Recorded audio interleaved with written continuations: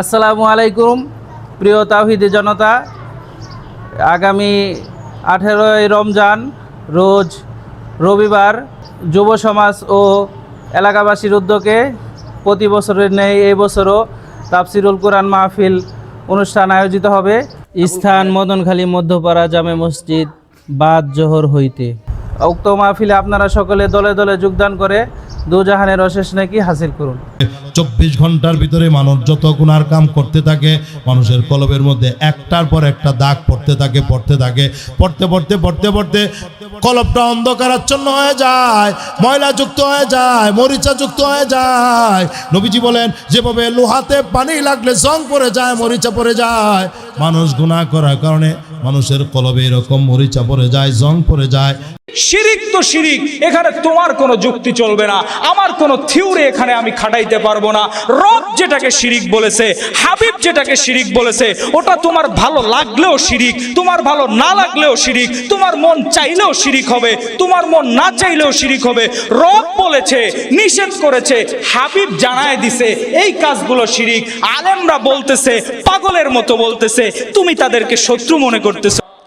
ও দুস্থ, আল্লাহ পাকের ইবাদত বন্দেগী কোনোদিন শক্তির বলে করা সম্ভব নয়। যদি শক্তির বলে করা সম্ভব হইতো, মসজিদে যখন আজান হয় তাহলে এলাকার যুবকরা সবার আগে মসজিদে উপস্থিত হইতো। ঠিক না?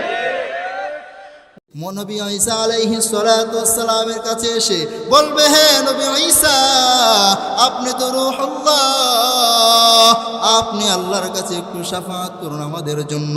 আল্লাহ পাক যেন আমাদেরকে মাফ করে দেন, আমাদেরকে জান্নাতি হিসেবে কবুল করে নেন। ঈসা নবী বলবে, লাস্তুলাহা, আমি পারবো না, কারণ আজকে শাফাআত করার যোগ্যতা আমি রাখি না। আমি ভয় পাচ্ছি আল্লাহ পাক রব্বুল আলামিন আমাকে পাকড়াও করেন কিনা। তোমরা চলে যাও সাইয়্যিদুল মুরসালিন খাতামুন নবিয়্যিন নবী মুহাম্মদ মুস্তাফা সাল্লাল্লাহু আলাইহি ওয়াসাল্লামের কাছে।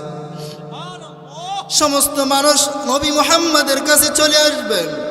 নবী বলেন, ফায়াতু আন্নী ফাকুলু আনা লাহা।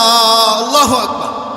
সমস্ত মানুষ বলবেন, নবী মুহাম্মদ, আমরা আপনার কাছে এসেছি, আপনি একটু আল্লাহর কাছে শাফাআত করুন। আল্লাহ যেন আমাদেরকে মাফ করে কবুল করে নেন, আমাদের হিসাব যেন সহজ করে দেন। নবী মুহাম্মদ বলেন, তখন আমি সমস্ত মানুষকে নিয়ে মাকামে মাহমুদে চলে যাব। নবী আমাদের সকলকে নিয়ে মাকামে মাহমুদে গিয়ে আল্লাহর জন্য সেজদায় পড়ে যাবে। আল্লাহ সেজদায় পড়ে গিয়ে বলবে, হে মালিক, তুমি আমাকে মাফ করে দিয়েছো, আমার পূর্বের পরের সব গুনাহ মাফ করে দিয়েছো।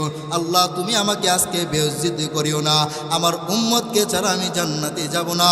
ইয়া রব্বি উম্মতি উম্মতি, ইয়া রব্বি উম্মতি।